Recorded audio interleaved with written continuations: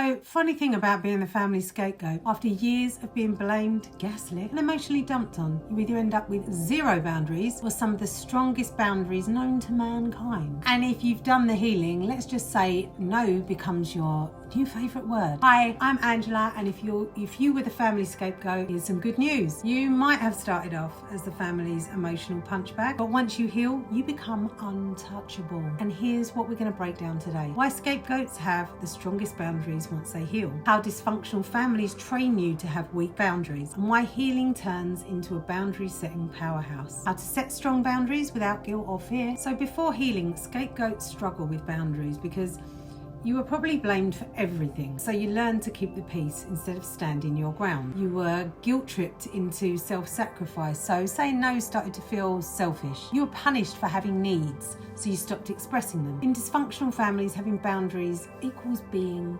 difficult. So to survive, you ignored your own needs and you said yes when you really wanted to say no. You tolerated disrespect just to avoid conflict, and you let things slide because speaking up never worked anyway. But here's the thing, they trained you to have weak boundaries on purpose, because as long as you didn't stand up for yourself, they could just keep using you. Then something happens. You start healing. Perhaps you go to therapy. You start learning about trauma. You realise that you were never the problem, and then something just clicks. Wait, I don't have to tolerate this anymore. The moment scapegoats realise they have a choice, everything changes. You can start setting boundaries and people lose their actual minds. You stop over-explaining and suddenly you're rude. You stop being the family's emotional caretaker and suddenly you're selfish. You stop tolerating toxicity and suddenly you're difficult. But here's the truth. If someone is mad at you for having boundaries, it's because they benefited from you not having them in the first place. And guess what? That's not your problem anymore. So you can start setting boundaries without guilt and stop feeling responsible for other people's emotions. Here's a new rule. Their disappointment is not your guilt to carry. You're not responsible for managing how other people feel. You're not a bad person for saying no. You do not have to justify protecting your peace. You can love people and still have strong boundaries at the same time. You can also rewire your subconscious to feel safe.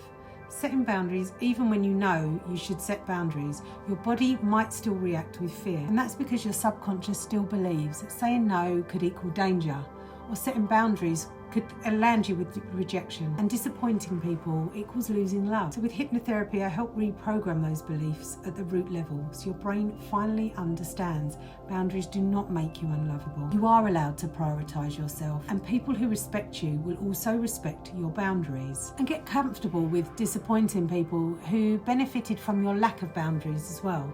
It's a hard truth that the first people to get mad about your boundaries will probably be the ones who used to cross them the most. And that is a them problem, not a you problem. If your boundaries end up pushing someone away, they were only there because they benefited from your lack of them. New rule, let them be mad. Let them leave. Let them talk. It has absolutely nothing to do with you, because the right people won't be upset by your growth. And the first time you set a real boundary, your brain is going to freak out. Like, wait, did I just say no and mean it? Are we allowed to do that? Why do I feel so powerful right now? And that feeling, that's your freedom coming back. If you like this, let me know in the comments if this resonated with you, because we are done with weak boundaries. And if you're ready to reprogram your subconscious and feel fully confident in your boundaries, then let's talk. And subscribe if you want to hear more real talk on healing, breaking cycles, and finally living for you. Thank you very much for watching.